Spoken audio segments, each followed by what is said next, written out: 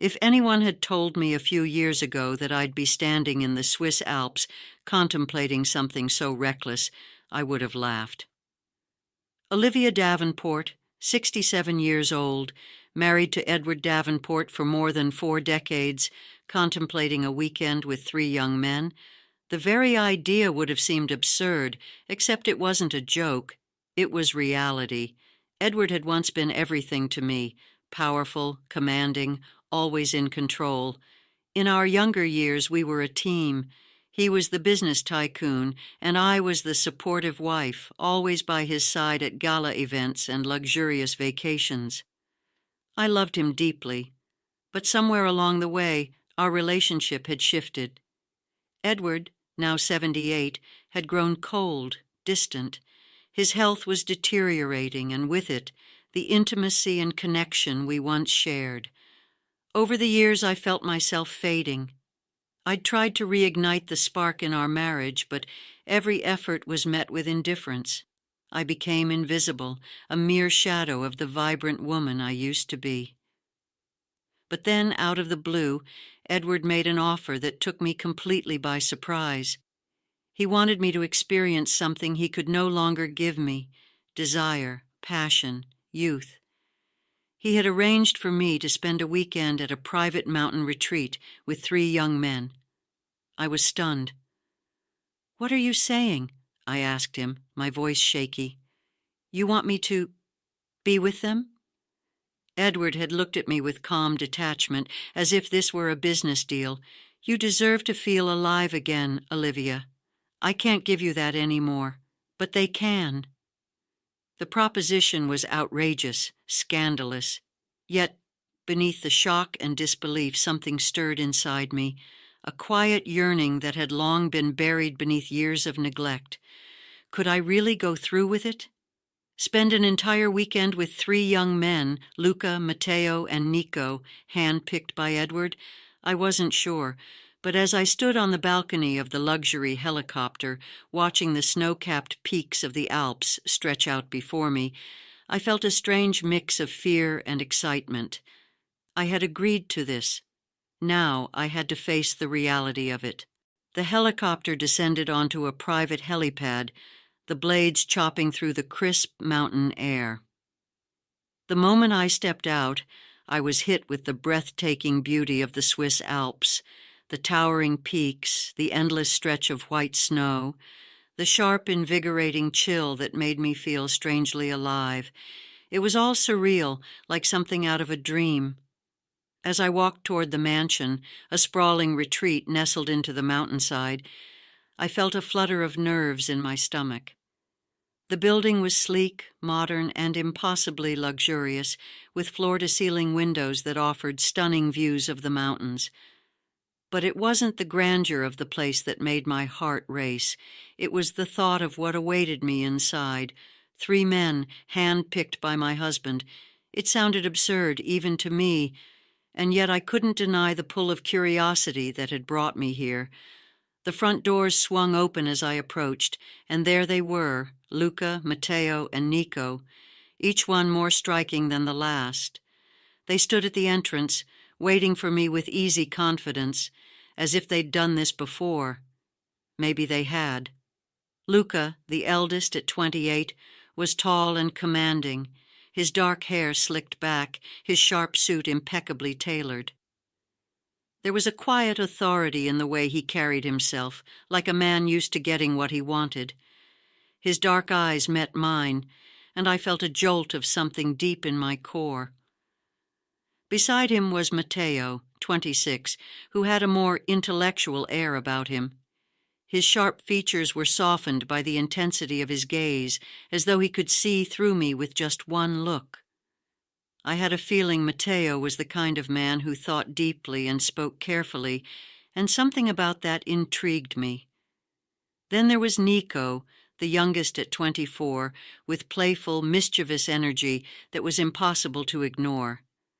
His smile was easy and infectious, and the way he moved, so fluid and carefree, made me feel younger just being near him. He radiated an irresistible sense of fun and adventure. "Mrs. Davenport," Luca greeted me with a nod, his voice deep and smooth. "Welcome to the retreat." I hesitated, feeling a sudden rush of doubt. What was I doing here? This was madness. I was a married woman in my 60s, and these men, these strangers, were young enough to be my sons. But before I could say anything, Luca stepped forward and took my hand. "It's a pleasure to finally meet you." His touch was warm, firm, and strangely reassuring. "Please," I said, finding my voice, "call me Olivia." Matteo and Nico both smiled, and Matteo gestured toward the entrance. "Shall we go inside? It's much warmer in the lounge." I nodded, allowing myself to be led inside the mansion. As we walked through the grand hall, I couldn't help but notice the way their attention never wavered from me. It was as if I were the only person who mattered in this entire place. It was unsettling, and yet oddly thrilling. We entered the lounge, a cozy room with a roaring fireplace and plush leather chairs. The walls were lined with bookshelves, and the large windows offered a breathtaking view of the snow-covered peaks outside. Luca poured me a glass of wine, and I accepted it gratefully, trying to calm my nerves. "To a weekend of new experiences," Nico said with a grin, raising his glass. I smiled, though my heart was still pounding in my chest. "To new experiences," I echoed, clinking my glass against theirs. As the conversation flowed, I found myself relaxing, caught up in the charm and warmth of the three men. They were attentive, engaging, and utterly captivating. Luca's deep voice held my attention, while Matteo's insightful questions made me feel seen in a way I hadn't in years. Nico's light-hearted banter made me laugh, something I hadn't done in far too long. But beneath the surface there was a tension that hummed between us, a sense of anticipation that made my skin tingle. I knew why I was here, and so did they. The unspoken question hung in the air. How far would I let this go? As the night deepened, so did the atmosphere. The conversation, which had been light and easy, began to shift, taking on a more intimate tone. I could feel it in the way Luca's hand rested on the back of my chair, the way Matteo's gaze lingered on me just a little too long, and the way Nico's playful smile hinted at something far more dangerous. I was caught between them, and it was intoxicating. Luca leaned in closer, his voice low as he asked about my life, my passions. There was something magnetic about him, something that made it impossible to look away. His dark eyes held mine, and I felt a flutter of excitement that I hadn't felt in years. "You must have lived an extraordinary life," he said, his fingers brushing lightly against mine. "Tell us more." I hesitated, unsure of what to say. My life with Edward had once been exciting, filled with lavish trips, high society events, and glamorous parties. But those days were long behind us.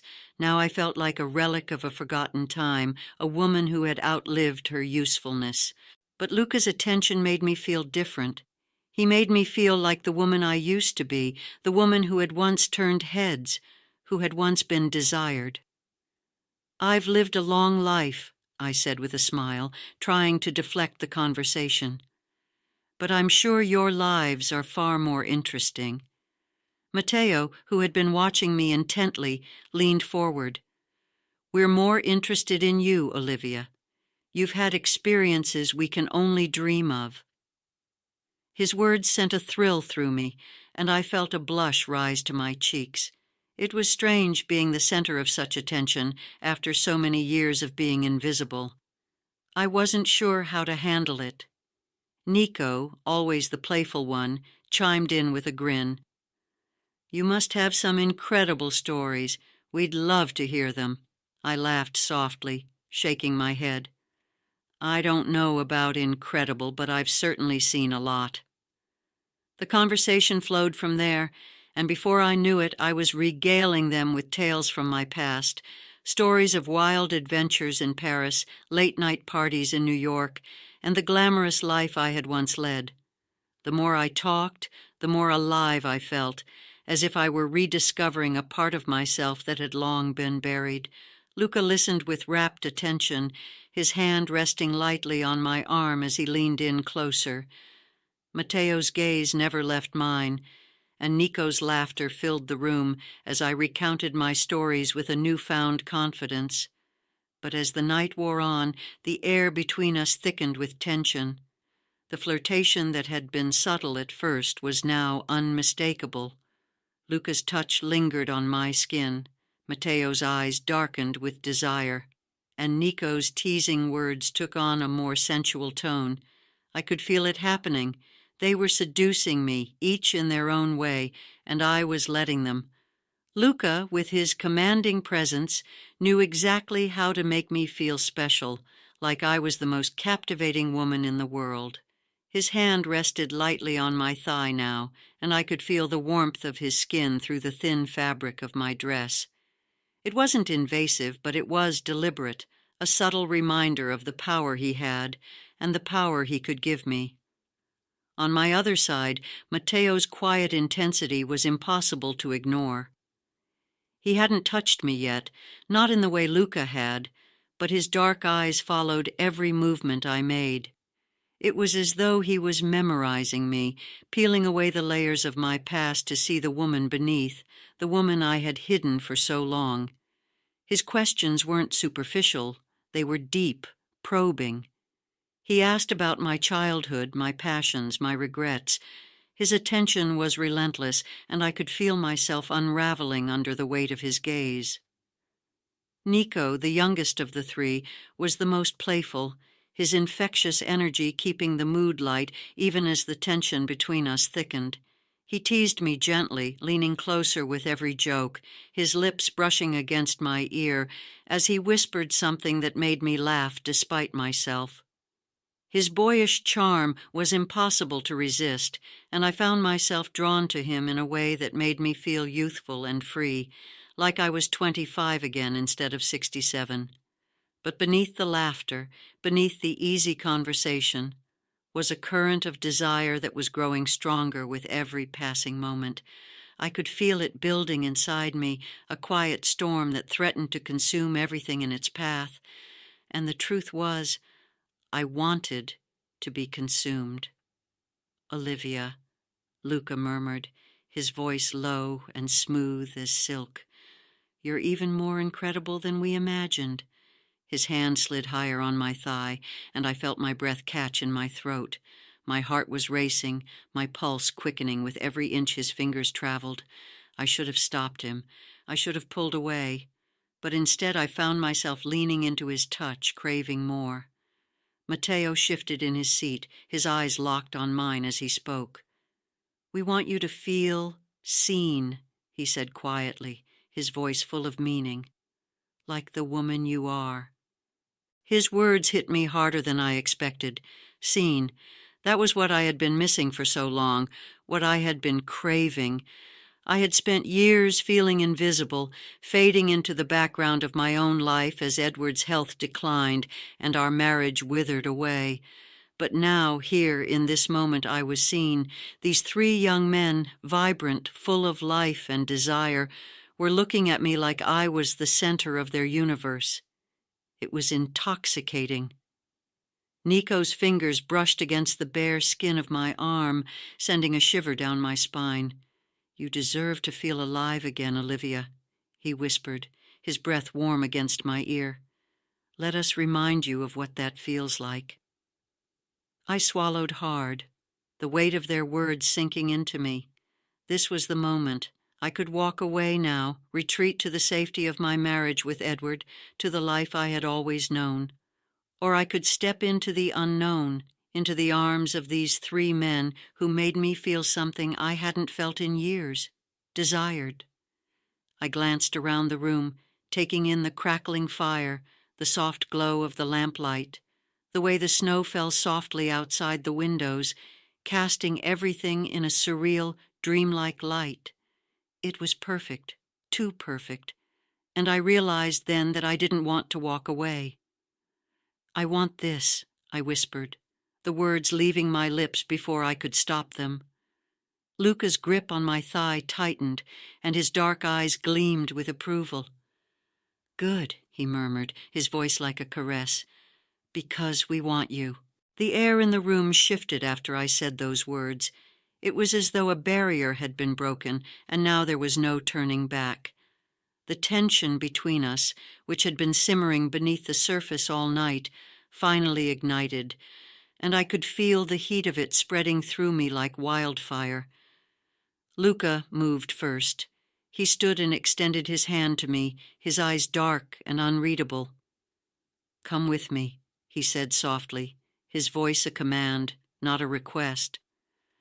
I hesitated for a moment, my heart pounding in my chest, but then I took his hand. His fingers closed around mine, strong and steady, and I felt a sense of calm wash over me. This was what I wanted. I had made my choice. Luca led me toward the fireplace, where the light from the flames cast long, flickering shadows across the room. He stopped in front of the fire and turned to face me, his gaze intense. "You're beautiful, Olivia," he said, his voice low. "You deserve to be worshipped." His words sent a shiver through me, and before I could respond, he pulled me close, his hands settling on my waist as he leaned in to kiss me. His lips were warm and firm, his kiss slow and deliberate, as though he wanted to savor every moment. I melted into him, my body responding instinctively to his touch. I hadn't been kissed like this in years, hadn't felt the heat of desire coursing through me like this in so long. As Luca's kiss deepened, I felt another pair of hands on me, Matteo's. He had moved silently behind me, his fingers brushing lightly against my shoulders, then sliding down my arms. His touch was gentle, exploratory, and it sent a jolt of electricity through me. I broke away from Luca's kiss, gasping for breath, as Matteo's hands continued their slow, deliberate exploration of my body. "You deserve this, Olivia," Matteo whispered in my ear, his breath warm against my skin. "You deserve to feel every bit of pleasure we can give you." His words made my heart race, and I felt my knees weaken as his hands moved lower, his fingers skimming the curve of my waist, then my hips. The sensations were overwhelming. Luca's lips on mine, Matteo's hands on my body, and the knowledge that Nico was watching, waiting for his moment. "I want to make you feel alive again," Matteo murmured, his voice full of promise. "Let us." I closed my eyes, letting the sensations wash over me, letting myself get lost in the moment. This was what I had been missing for so long, this feeling of being desired, of being wanted, and it was intoxicating. Suddenly I felt a playful touch on my wrist. Nico had joined us now, his energy as light as ever, but his eyes filled with heat. He took my hand, pulling me toward him with a smile that was both wicked and inviting. "You've been waiting for this, haven't you?" he teased, his fingers brushing lightly against my arm, sending shivers through me. "Now, let's make it unforgettable." The night unfolded in a blur of passion and sensation. Each of them took their turn, their touches varying from soft to intense, playful to passionate, each one giving me a taste of something I hadn't realized I had been craving for so long. Luca was confident, his touch firm and deliberate, knowing exactly how to guide me. He didn't rush, he was in control, and with him I felt safe, powerful, and desired. His lips traced along my collarbone, his hands expertly exploring every inch of me. Matteo, on the other hand, was softer, more patient. His gaze was filled with emotion, his touch a silent promise of something deeper. He kissed me slowly, his hands cradling my face as though he were worshipping me. It was tender, almost reverent, and it stirred something inside me I hadn't felt in decades. And Nico was electric, his energy infectious. He was playful, teasing, making me laugh even as my heart raced with desire. His lips danced across my skin, leaving trails of heat wherever they touched. He knew exactly how to make me feel young again, and with him I forgot my age, my responsibilities, everything but the moment we were in. By the time the night drew to a close, I was breathless, my body humming with the aftershocks of everything we had shared. I lay between them, my head resting on Luca's chest, while Matteo's fingers traced lazy patterns on my arm, and Nico's hand rested on my waist. I had never felt more alive. The soft light of dawn filtered through the curtains, casting a golden glow across the room. I blinked awake slowly, my body still warm and content from the night before. For a moment, I forgot where I was, the events of the previous night lingering in my mind like a vivid dream. But as I shifted beneath the covers, I felt the weight of someone's arm draped across my waist, and the memories came rushing back. Luca, Matteo, and Nico. I turned my head to see Luca, still sleeping beside me, his chest rising and falling steadily. On my other side, Matteo was already awake, his dark eyes watching me with a softness I hadn't expected. I could hear Nico's quiet breathing from the other side of the room, where he had sprawled out on one of the large leather chairs by the fireplace. For a moment, I lay there, caught between the warmth of Luca's body and the quiet intensity of Matteo's gaze. It felt surreal, like I was still suspended in the dreamlike haze of the night before. The room was silent, except for the soft crackling of the dying embers in the fireplace and the steady breaths of the three men around me. It was peaceful, yet the emotions swirling inside me were anything but calm. How had I come to this point? I had crossed a line, one that, in the light of day, seemed more significant than it had in the throes of passion. My body was still humming from the intimacy we had shared, but now the weight of reality was creeping in. I wasn't the same woman who had arrived at this retreat. Something had changed within me, something I wasn't sure I could ever undo. Matteo shifted beside me, breaking the silence. "Are you all right, Olivia?" he asked softly, his voice gentle as though he sensed the turmoil in my thoughts. I turned to face him fully, searching his eyes for some reassurance. What had last night meant? Was this just an experience for them, part of a lifestyle they led? Or was there something more beneath the surface? I wasn't sure what I was looking for in his gaze, but what I found was a surprising tenderness. "I'm okay," I whispered, though my voice wavered with uncertainty. Matteo's hand brushed a lock of hair away from my face, his fingers lingering on my cheek. "You don't have to be," he said softly. "Last night was a lot to take in." His words hit me harder than I expected. He was right. It was a lot to take in. I had opened myself up to them in ways I hadn't opened up to anyone in years. They had seen me, truly seen me, and that kind of vulnerability was both exhilarating and terrifying. I wasn't sure what to do with the emotions coursing through me. "I don't know what I'm supposed to feel," I admitted, my voice barely above a whisper. Matteo's brow furrowed slightly, and his hand moved from my cheek to gently cradle the back of my head, pulling me closer. "You don't need to feel anything you're not ready for," he said, his voice full of quiet understanding. "Last night was about you, Olivia. It was about making you feel alive again, whatever comes next. It's your choice." His words were meant to comfort me, but they also reminded me of the reality waiting outside these walls. What would come next? What did this mean for my life with Edward? Could I return to him after what had happened, or had I already left that part of myself behind? I closed my eyes, resting my head against Matteo's chest, and let his steady heartbeat soothe the chaotic thoughts racing through my mind. For a few minutes, I allowed myself to simply exist in the quiet, sandwiched between these two young men who had given me something I hadn't known I needed, but the peace couldn't last forever. Eventually, I sat up, pulling the blanket around me as I glanced at the clock. The sun was climbing higher in the sky, signaling the start of a new day, a day that would bring with it the consequences of the night before. I needed to collect my thoughts, to figure out what I was going to do next.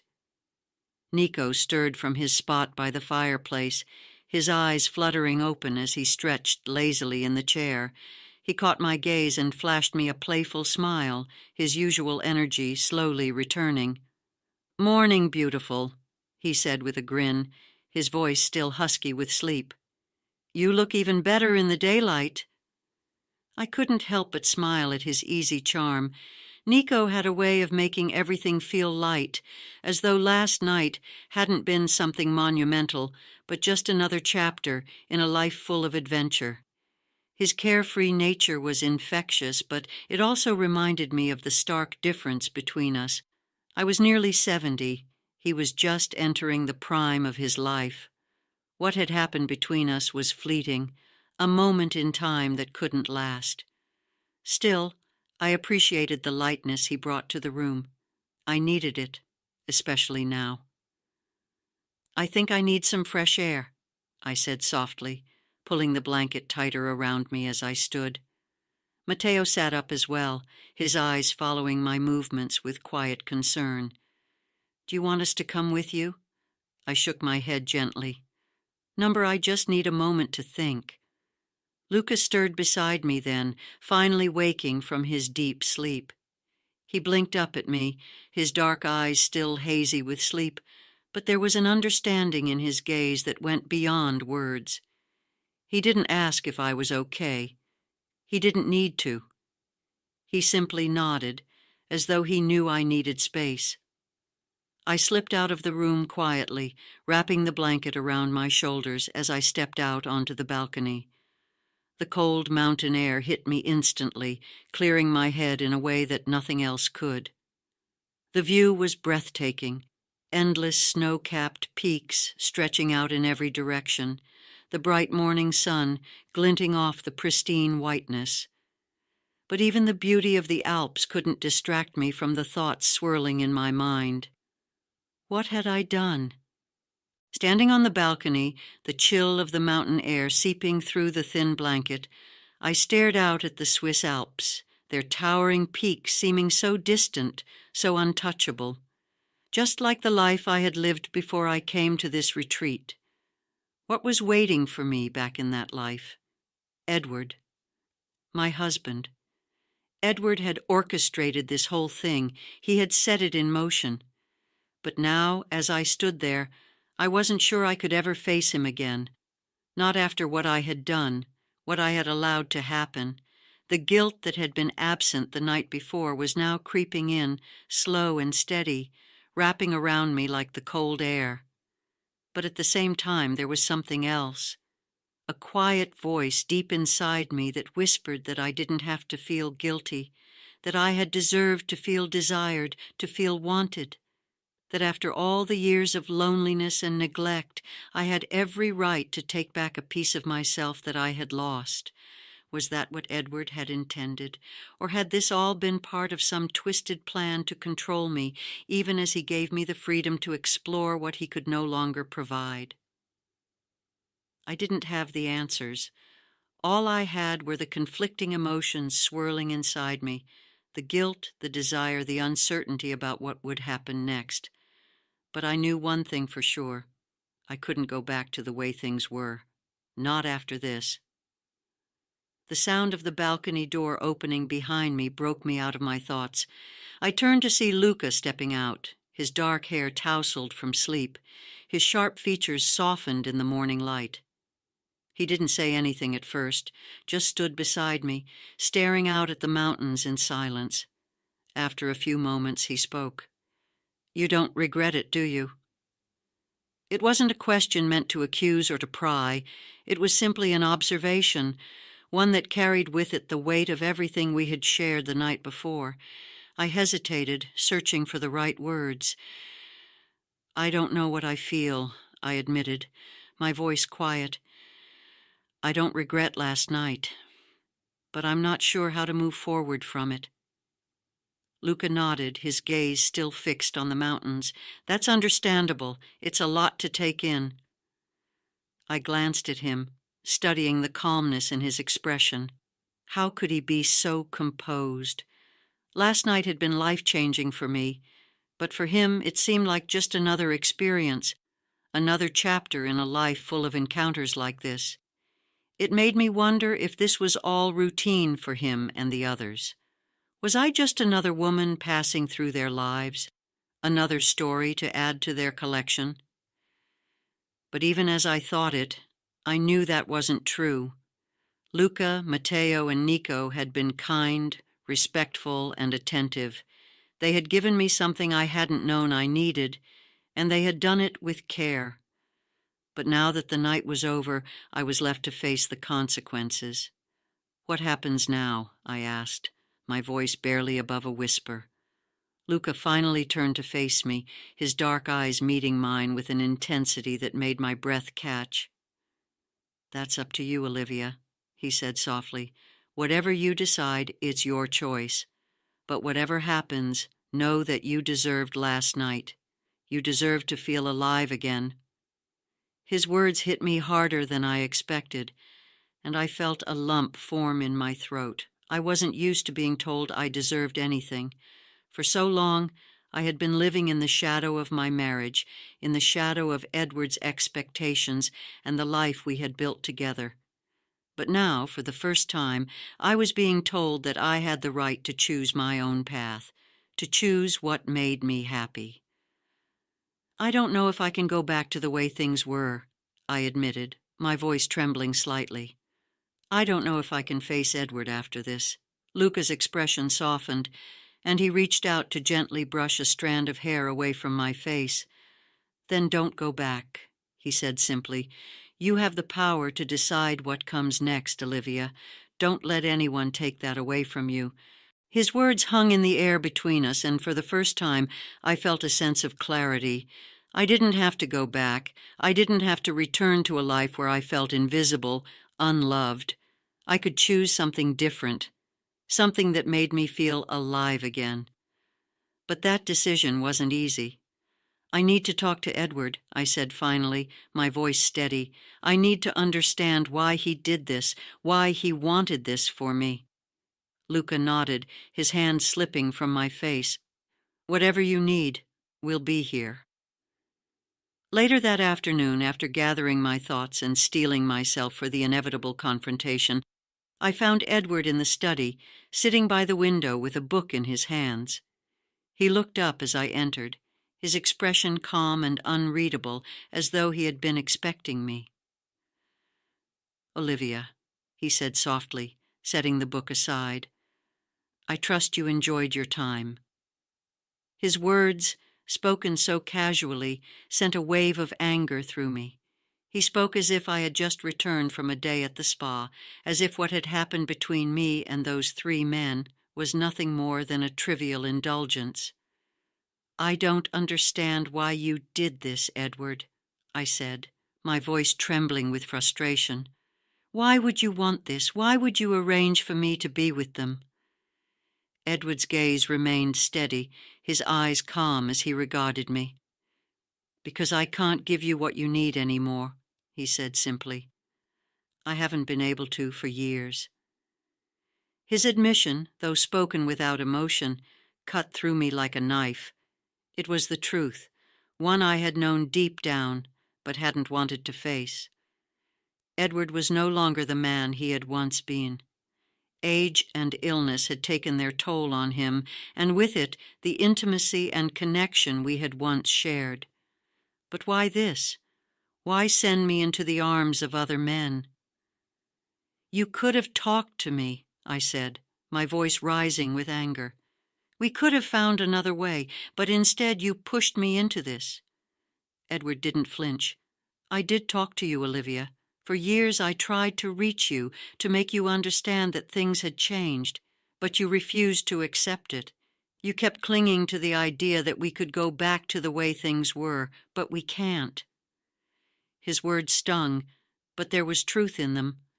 I had been holding on to the past, refusing to accept the reality of our marriage.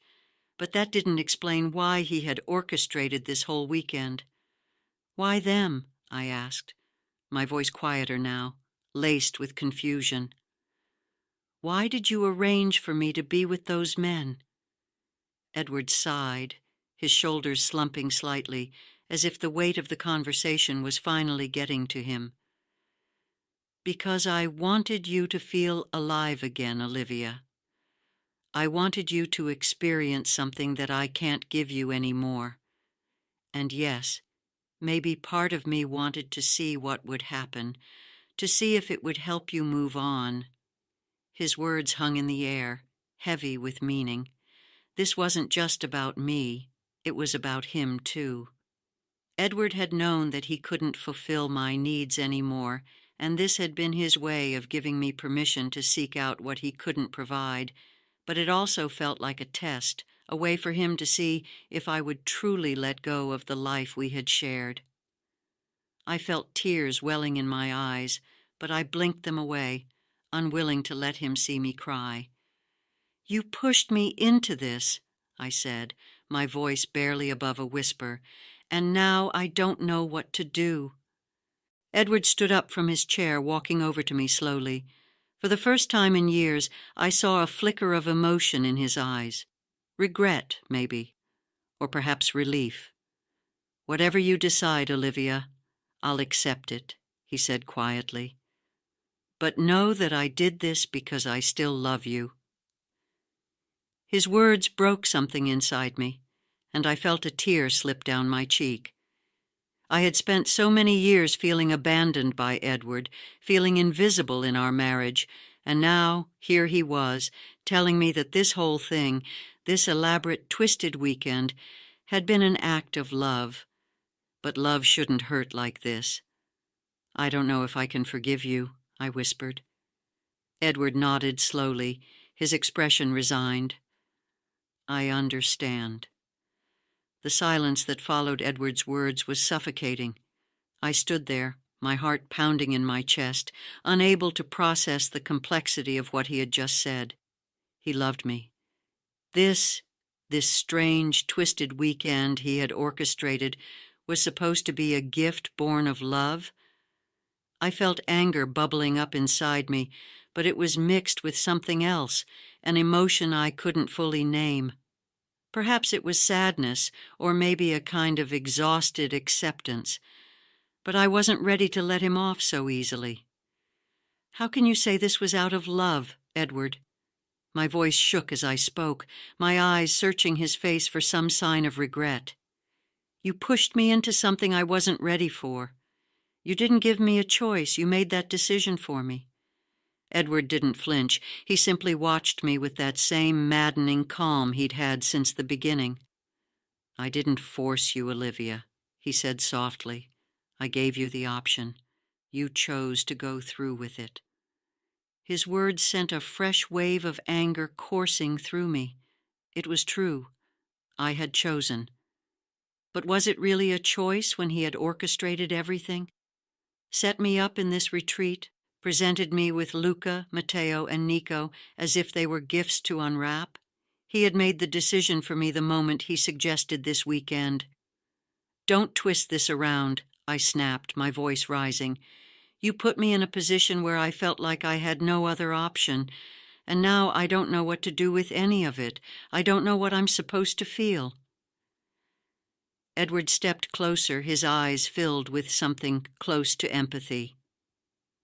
"You're supposed to feel alive again, Olivia. That's all I wanted for you. I wanted you to feel wanted, to feel like the woman you are, not the one our marriage has made you become." His words hit me hard, cutting through the layers of confusion and anger to something deeper. He wasn't wrong. I had felt alive again.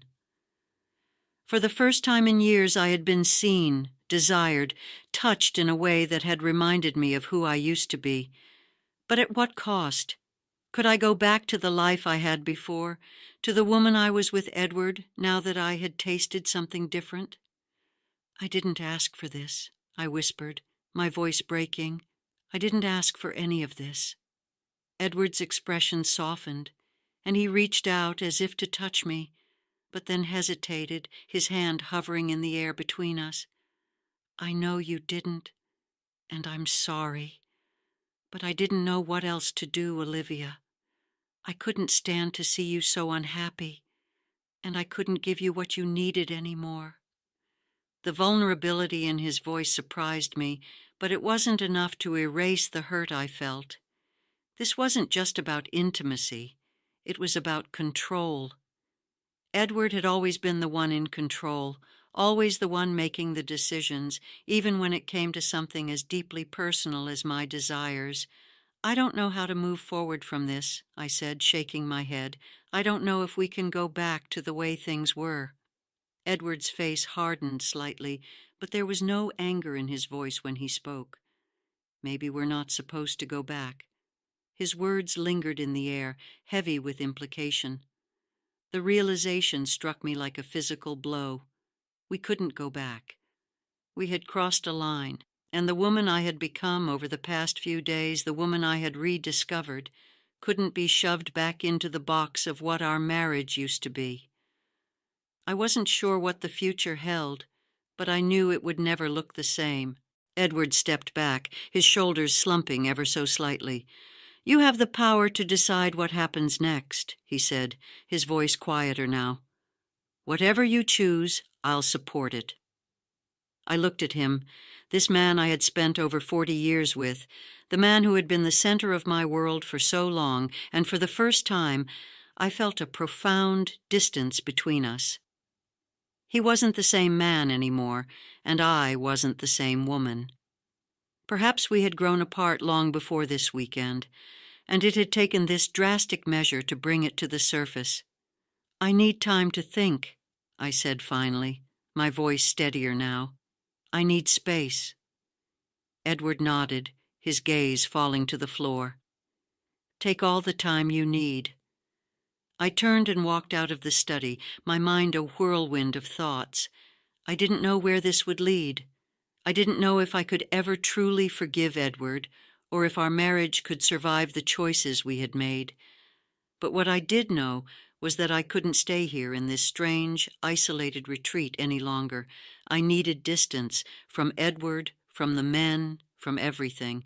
The next morning, I found myself standing in front of the massive windows of the mansion, staring out at the snow-covered peaks of the Alps. The beauty of the landscape felt at odds with the chaos inside me, but I couldn't deny how much I had come to appreciate this strange, isolated retreat. The mountain air, the pristine snow. It had given me a chance to rediscover myself, to explore parts of me that had long been dormant. But now, it was time to leave. I had made my decision. I couldn't stay here in this bubble any longer. I had to return to reality, to figure out what my life would look like after all of this. As I stood there, lost in thought, I heard footsteps approaching. I turned to see Luca, Matteo, and Nico standing together in the doorway, their expressions a mix of curiosity and concern. They knew this was the end, at least for now. Leaving so soon? Nico asked with a playful smile, though I could see the sadness behind his eyes. He had been the one to bring lightness to all of this, to make me laugh when I thought I had forgotten how. I nodded, giving him a soft smile. It's time. Luca, always the leader, stepped forward, his eyes filled with understanding. We knew this moment would come, he said, his voice steady. But we hope you'll remember this weekend. Remember that you're more than what your life has told you. I swallowed hard, emotion rising in my throat. I'll never forget it, I said quietly. You've all given me something I didn't know I needed. Matteo, who had been the quietest of the three, but also the most emotionally intense, stepped closer, taking my hand in his. His touch was gentle, almost reverent. You deserve more than what you've had, Olivia. Don't ever settle for less. His words hit me harder than I expected, and I felt a tear slip down my cheek. I had come here thinking I would feel nothing but shame, nothing but guilt for what I was doing. But instead I had found something deeper, a sense of liberation, a reminder that I was still a woman with desires, with needs, with the right to choose my own path. Nico, never one to be left out, wrapped an arm around my shoulder, pulling me into a quick, playful hug. "Don't forget about us, okay?" he teased, his grin returning. "If you ever need to escape again, you know where to find us," I laughed softly, even as more tears threatened to spill over. "I won't forget." The three of them stood together, watching as I gathered my things. The goodbye was bittersweet, but I knew it had to happen. This weekend had been a chapter in my life, a chapter that had changed me in ways I was still trying to comprehend. But it wasn't the end of the story. It was just the beginning of something new. As the helicopter lifted off from the retreat, the roar of the blades drowning out the world below, I found myself gazing down at the sprawling mansion one last time. It grew smaller and smaller, disappearing into the endless expanse of snow and mountains, until it was nothing more than a memory. The weight of everything that had happened over the past few days sat heavy in my chest. I had come to this retreat feeling like a shadow of myself, a woman who had been forgotten by her own life. But now, as I flew away, I felt something I hadn't felt in a long time: freedom. I wasn't sure what the future held. I wasn't even sure what I would say to Edward when I saw him again. But what I did know was that I had choices now, choices I had been too afraid to make before. I could return to the life I had always known, or I could forge something new, something that made me feel alive again. By the time the helicopter touched down at the private airstrip, I had made my decision. I would take the time I needed to figure out what my life would look like. I wasn't going back to the way things were, and Edward would have to accept that. Our marriage might not survive, but I knew that I would. I had rediscovered a part of myself that I refused to let go of again. As I stepped out of the helicopter, the world felt different, brighter somehow. The wind was sharp against my skin, but it only made me feel more awake, more aware of the possibilities that lay ahead. I took a deep breath, the cold air filling my lungs, and for the first time in years, I felt like I was standing on solid ground. I didn't know where the next chapter of my life would take me, but I was ready to write it.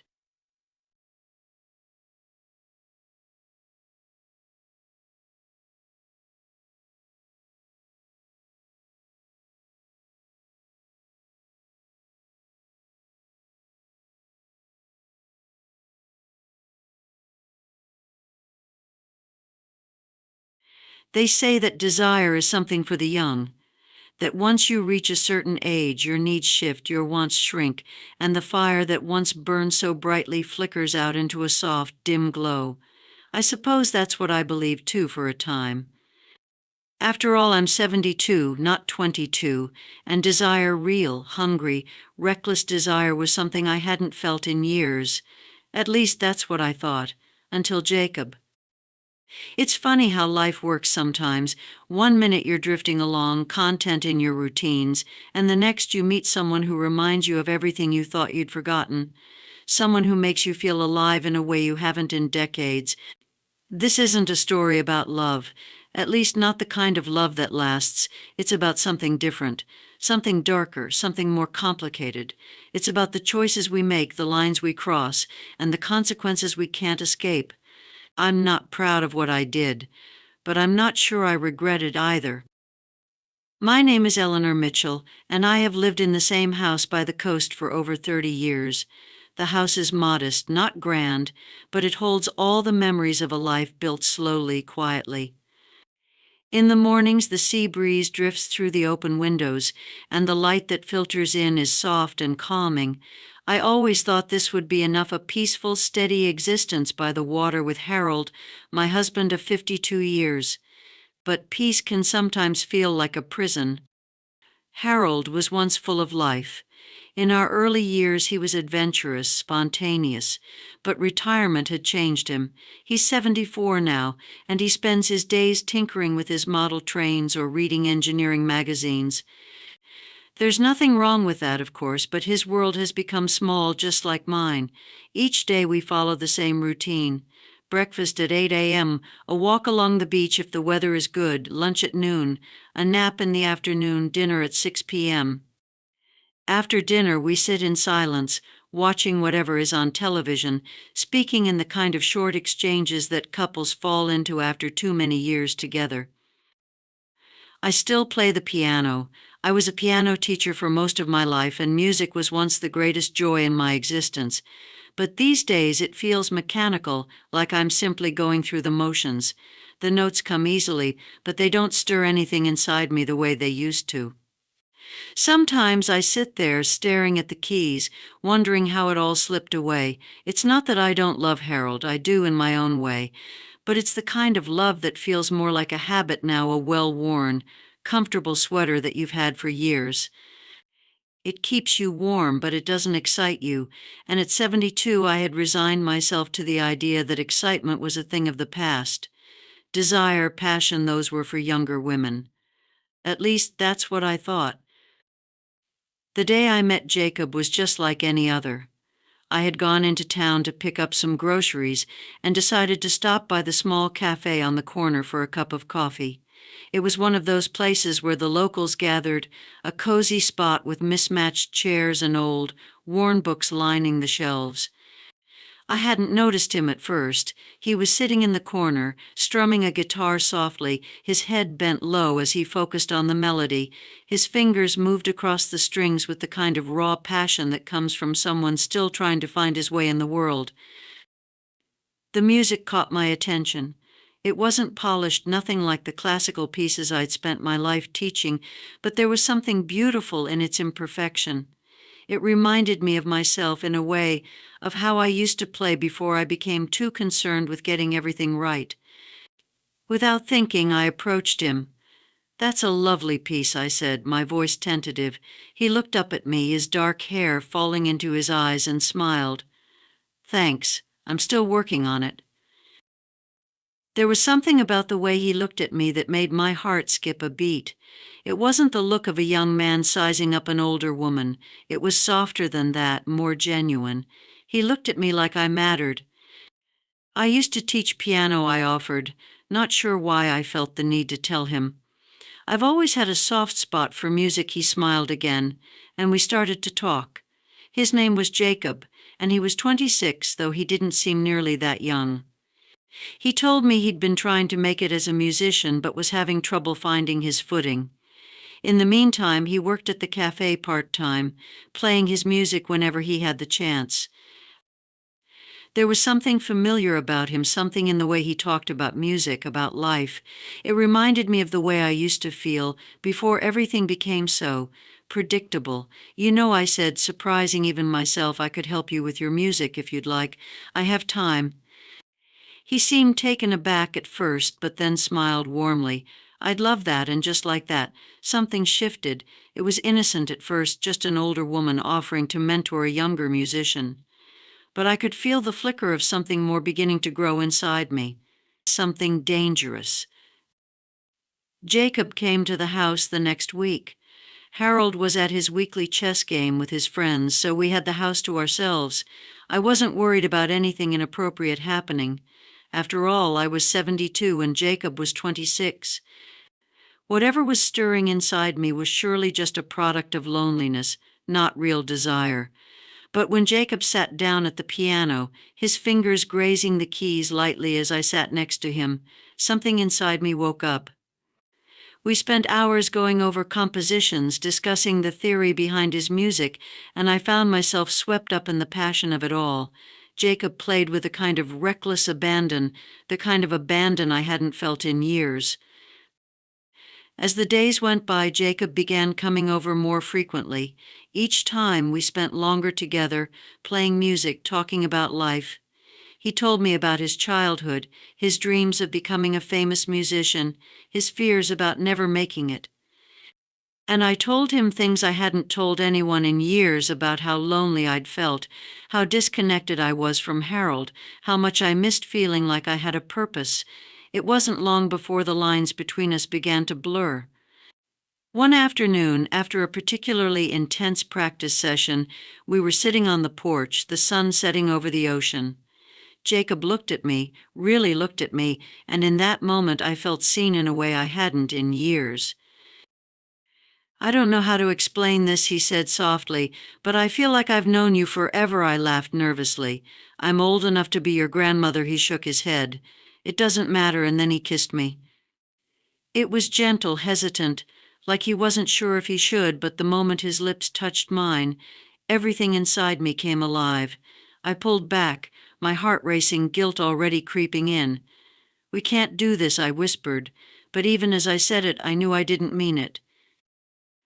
I should have stopped it. I should have walked away after that kiss, told Jacob we couldn't see each other anymore. But I didn't. Something about the way he made me feel alive, wanted, desirable, was too intoxicating to resist. It was like waking up after years of being asleep. So we didn't stop. What started as stolen glances and innocent touches soon escalated into something much more. I found myself waiting for Harold to leave the house, counting the minutes until I could be alone with Jacob. And when we were alone, it was as if the years between us didn't exist. We kept our physical relationship discreet, careful not to let it become too obvious, too overt, but the emotional intensity between us was undeniable. Every touch, every kiss, felt like a lifeline, pulling me back from the edge of the gray, lifeless existence I'd been living.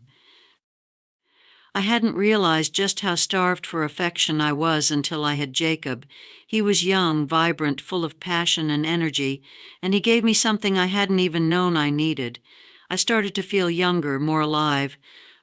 I bought new clothes, started wearing makeup again, things I hadn't bothered with in years.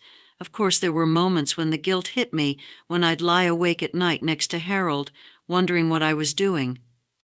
But those moments were fleeting, easily drowned out by the thrill of it all. I told myself that I deserved this, that after all the years of giving and sacrificing, I was entitled to a little happiness. The affair with Jacob wasn't without its complications. As we spent more time together, I began to notice the subtle shift in the way people around town looked at us. They saw us together, and while we weren't doing anything obviously inappropriate in public, the whispers started. People began to notice the changes in me, how I dressed differently, how I seemed more animated, more alive. One day, while Harold was out running errands, my daughter Karen came by unexpectedly. She noticed the sheet music spread out on the piano, Jacob's guitar leaning against the wall, and her eyebrows shot up in suspicion. "Mom, what's going on here?" she asked, her tone laced with concern. I tried to laugh it off. "I've been mentoring a young musician, helping him with his compositions." Karen wasn't convinced. She eyed me warily, her gaze searching my face for any sign of deception. "Is that all it is? Mentorship?" I felt the blood drain from my face. I wasn't used to lying, especially not to my own daughter, and the guilt was already gnawing at me. I forced a smile and assured her that everything was fine, that I was just helping a young artist find his way. But I could see the doubt in her eyes. She knew me too well. After Karen left, I sat down at the piano and stared at the keys, my hands trembling. For the first time since the affair began, I started to wonder if this was all a mistake. What was I doing? Risking everything for a fleeting moment of passion? I tried to shake off the doubt, but it lingered, hovering over me like a storm cloud. Karen wasn't the only one who noticed the changes in me. Harold, too, began to sense that something was different. He wasn't the most observant man, too preoccupied with his model trains and his routine to notice much, but even he couldn't ignore the shift in my behavior. One evening after dinner, Harold set his fork down and looked at me, really looked at me for the first time in what felt like years. "Eleanor," he began slowly, "is there something you need to tell me?" I froze, my heart pounding in my chest. "What do you mean you've been different lately, distant? Is something going on?" The words hung in the air between us, heavy with accusation. I could feel the weight of the affair pressing down on me, suffocating me. For a brief moment I considered telling him the truth about Jacob, about how I'd felt invisible for so long, about how I just wanted to feel alive again. But I couldn't. I couldn't bring myself to hurt him like that. So I lied. "No, Harold," I said quietly. "There's nothing going on." He didn't look convinced, but he didn't press the issue. He simply nodded and went back to his dinner, the silence between us thicker than ever. As the affair with Jacob continued, the pressure began to mount.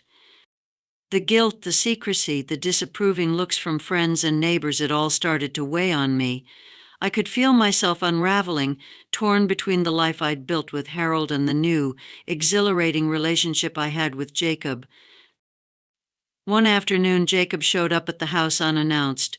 Harold was supposed to be out for the day, but when he came home early and found Jacob there, everything fell apart. "What's he doing here?" Harold demanded, his voice shaking with anger and confusion. I stood frozen in the doorway, my heart pounding in my chest. I hadn't planned for this. I hadn't thought it would come to this. "Harold, I can explain." "What, Eleanor? What's going on?" The confrontation was inevitable, and in that moment everything came crashing down. I confessed to the affair, the guilt spilling out of me like a dam breaking. Harold's face crumpled with hurt and betrayal, and I could see the pain in his eyes, the pain I had caused. "How could you do this?" he whispered, his voice thick with emotion. "After everything we've been through, I didn't have an answer.